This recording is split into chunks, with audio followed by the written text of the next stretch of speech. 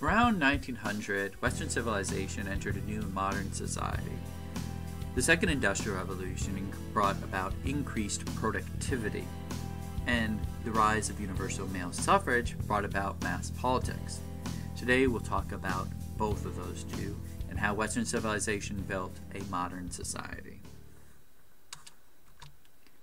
The Second Industrial Revolution built on the accomplishments of the First Industrial Revolution, which happened about 100 years prior. Some of the major characteristics of the Second Industrial Revolution was the increased amount of steel. When you look at the numbers, they're truly staggering. In 1860, there was only about 125,000 tons of steel being produced. By 1913, it was 32 million tons of steel. New technology, such as the Bessemer process, helped make steel cheaper to produce and stronger. It was used in railroads, ships, engines, armaments, bridges, and buildings. It was a new steel age. In addition to steel, you have the rise of electricity. Just think of when the power goes out, how helpless you are.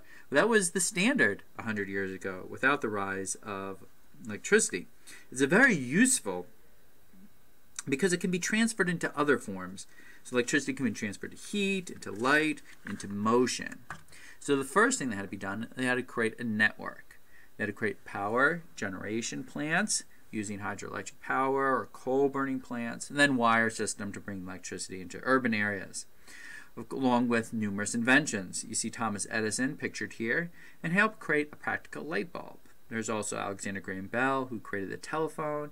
You have electric transportation, so railroads and cars run by electricity. And in factories, bells, machines, lights, they all were powered by electricity. A third major contribution to the Second Industrial Revolution was the internal combustion engine, where little gasoline is exploded and it pushes a piston. Of course, this brings about the rise of the automobile. It's difficult to really determine what was the first automobile, but a lot of people give Benz in 1885 credit for creating the first automobile. About 20 years later, the Wright brothers used an engine along with a propeller and a glider to create the first airplane in Kitty Hawk, North Carolina in 1903. These engines were also put on boats, and so therefore they were no longer using steam power but oil power. The person who really revolutionized the production of transportation was Ford, in particular with his Model T, a very cheap car that was affordable to pretty much everyone that had a decent income. There was only about 1 million people with cars in 1916 in the U.S., but by 1923, that's only 7 years later, 26 million people had cars. Ford introduces the assembly line, and it reduces the time to produce a Model T from 12 hours to 93 minutes, and he could produce a Model T every 3 minutes. It resulted in a huge increase in demand for steel, rubber, glass, and textile, all to build his new car. All these new products built by the assembly line in factories ended up producing a lot of consumption. Particularly, there was increased demand for consumer goods. Consumer goods are stuff you don't need, like food. You need housing to survive. But consumer goods are things you just kind of want. And a lot of people started buying on credit. They threw away the old policy of thrift, saving up money for a rainy day, and rather buying stuff with money they don't have to pay later. And there was a lot of new products which enticed people, washing machines and vacuum cleaners in their houses, cameras and telephones and radios and automobiles, all these new inventions. And people started focusing less on international trade and selling goods to the colonies, but rather the domestic market, the market right in Germany, right in the United States, for example. And they started seeing new stores, department stores, which sold all these new consumer goods. Shopping no longer was a chore. Well, it is for me, but if you ask my wife, it's probably a leisure activity because you're buying consumer goods, stuff that you want, not necessarily stuff that you need. In addition, corporations became larger and larger. Pre-industrial era, you'd have a small farm or an artisan working by themselves. In the Industrial Revolution, you had the rise of a factory where a couple dozen, maybe a couple hundred people working. Now you see corporations in the Second Industrial Revolution worth $1 billion with thousands and thousands of employees. One great example is the Standard Oil Company run by John Rockefeller. By the late 1800s, he had 90 to 95% of of all oil refining in the United States. Effectively, he had a monopoly over it.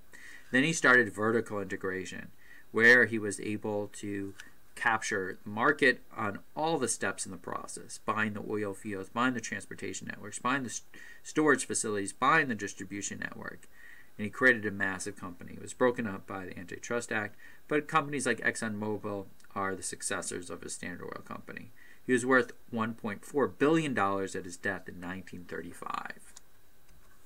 The new economy was all volatile, unlike an agriculture economy, which is pretty stable, depending on the weather. The new market with mass production was vulnerable to booms and busts. You could make a lot of money very quickly, and you could lose it even faster. So you see the first examples of stock market crashes. Britain is supplanted by Germany and the United States. Germany and the United States become the leading producers in many goods and the largest economies as a result. And also, this is a more scientific approach. People realize that for the new inventions, they need to have a background in science. And also, science is applied to the management system as well. Now, the people that used to drive the economy were the nobles who owned a lot of land. Now, the new elites were the business owners that owned these massive corporations. They modeled themselves after the old elite, building massive estates and marrying themselves off to nobles with royal titles, but in reality, they made their money through business. Cities also began to change. If you remember the first Industrial Revolution, they were cramped, dirty, and polluted. But in the 19th century, Western civilization cities got a makeover. Paris was redone by Napoleon III. He tore down the medieval city, built a city, beautiful wide boulevards. That's the city you see today if you go to Paris. Vienna, they tore down the medieval walls, and they built a beautiful Ringstrasse lined with museums and parks. Closer to home, if you go to D.C. and you see the mall, or New York City and you see the Central Park, another example of how urban areas are becoming more organized, more open spaces, and more clean. And this is an example of what medieval Vienna looked like, the walls before they were torn down to the Ringstrasse to build these beautiful museums and parks. In addition, people had more leisure in the Second Industrial Revolution. There is, of course, a clear separation with the Industrial Revolution between work and home. When you went to work, you worked. When you were at home, you had leisure. And as the economy took off, people had more time away from home. They not only got Sunday off, but also Saturday. They had a vacation in summertime, and therefore new forms of entertainment. You have music halls and dance halls, and later movie theaters. You had outdoor recreation. There was a bike craze. Of course, I would ride a bike. It looks like this one here around Maryland with my wife. I don't know if you'd be willing to ride that, but I think that's pretty cool. There was croquet, and there was tennis took off. There's also the rise of spectator sports when people had more time. So they'd go watch a baseball game or a football game, all of them which were invented in the 19th century. Also, they realized that is, governments realized that with male universal suffrage, people voting, and the economy dependent on very educated population, that they should push for universal education. So you see in Western civilization, everybody has access to be educated, not just for primary school, but also for secondary education. Now it's open to the majority. Also, the content changed. Before, it was more of a classical education. You might learn Latin or Greek. But now it's more practical, modern languages, emphasis on science, and so forth.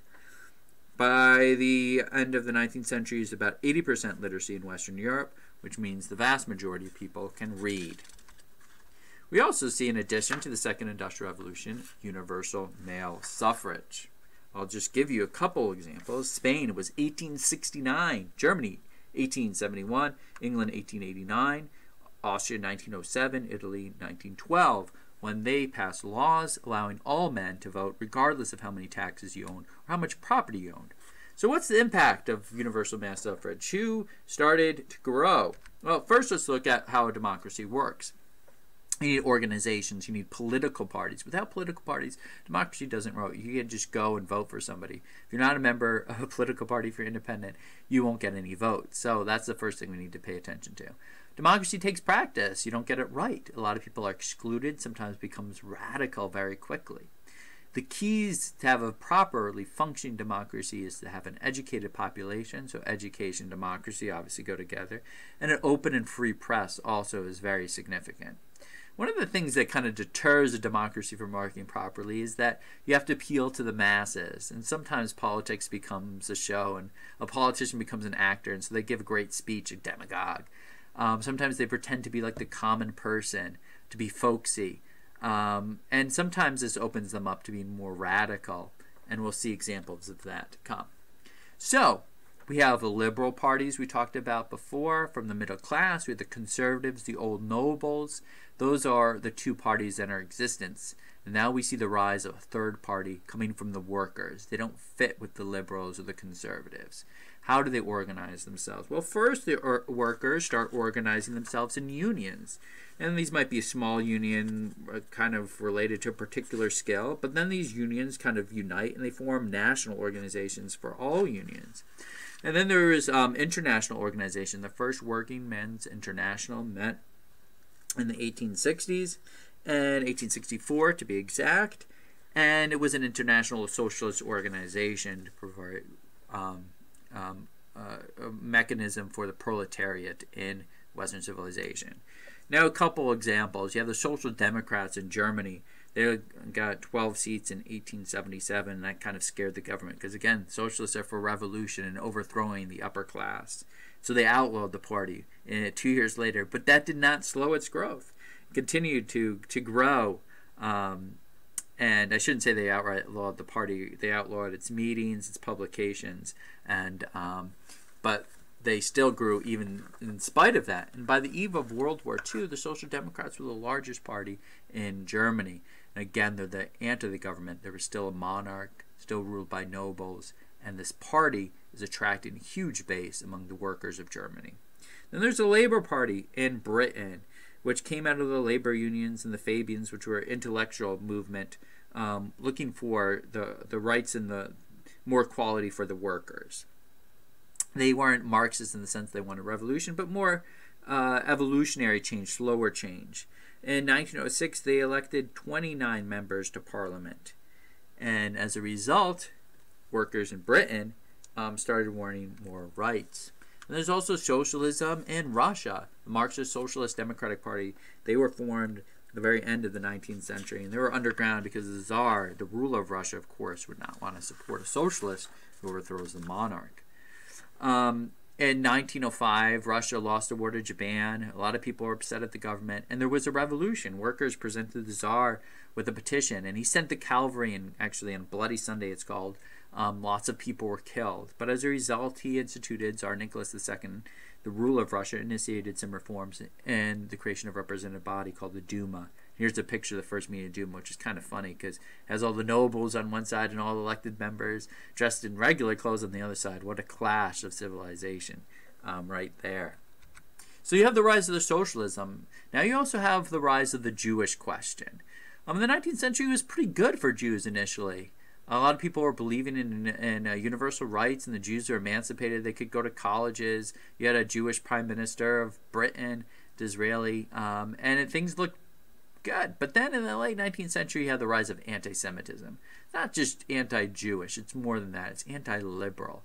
There was a backlash against liberalism, which was associated with Jewish. So these are the middle class people, perhaps the bankers, the manufacturers, and a lot of them were accused of being Jewish, kind of keeping the poor people poor. And that appealed to a lot of people. It was a scapegoat. It's the Jewish bankers that are holding you down. Even in reality, it's not the truth. And in France, there was a Dreyfus affair where a Jewish military official was accused of selling secrets, state secrets. He was innocent, but yet it kind of stroked this anti-Semitism. And there was incredible anti-Semitism in Russia, where they were being forced from Russia. There was anti-Semitism in France. And there was lots of anti-Semitism with the Germans, obviously.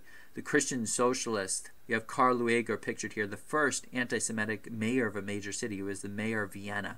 The Pan-Germans, these are the people that believed all the Germans should get together, kind of laying the groundwork for Hitler's ideas later in the 20th century. They were incredibly anti-Semitic and also based in Austria.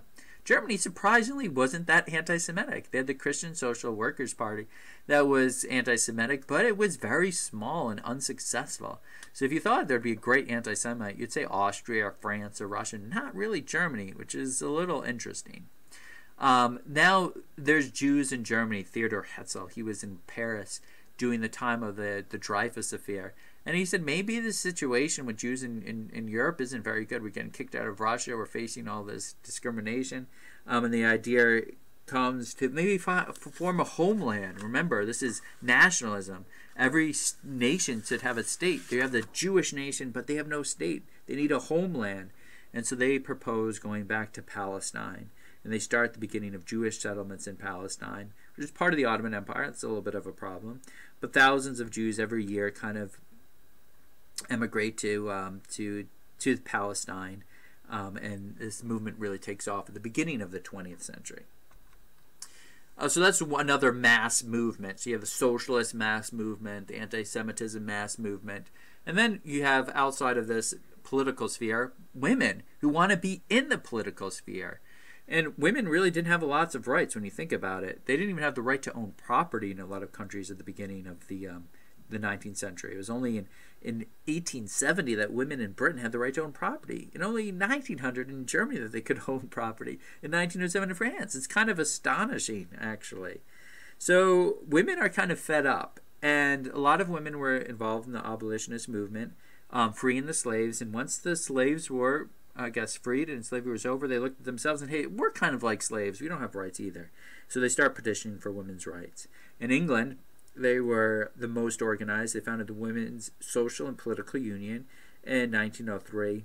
And they were very radical, the suffragettes. They were very militant. They'd throw eggs at politicians. They'd smash windows. They'd go on hunger strikes. And Emily Davidson actually was a martyr for the cause. She ran outside of a horse race and got ran over by a horse and actually ended up dying. But it's turned a lot of people off. And they weren't actually successful. Before World War I, there's only a few countries, Finland and Norway, that allowed for women to vote. It was really World War I, and we'll talk about this a little bit later in this lecture series, that women fought heroically for World War I, and it was for that effort, in many ways, that the vote was given to people and women in England and the United States immediately after the war. So we have the rise of mass society. Mass production just means that the amount of things being produced because of electricity or the assembly line. Transportation is expedited with the internal combustion engine. There's more production of steel. All these things, larger corporations, all these things take off and produce a new way of making things more efficiently in particular. So it really builds on the first industrial revolution in a much more profound way. The rise of mass politics means that more people wanted to be in politics. It meant that a lot of workers entered the voting ranks, and they wanted socialists. We see a lot of poor people that are upset. And who do they blame? Kind of irrationally, they blame the Jews. And so we see the rise of anti-Semitism. And on the sidelines of the political sphere are women, and they are trying to force their way in. And they're not hugely successful at first, but they are organized, they're trying to, but yet it's not until after World War I that you see in Western civilization women allowed to vote.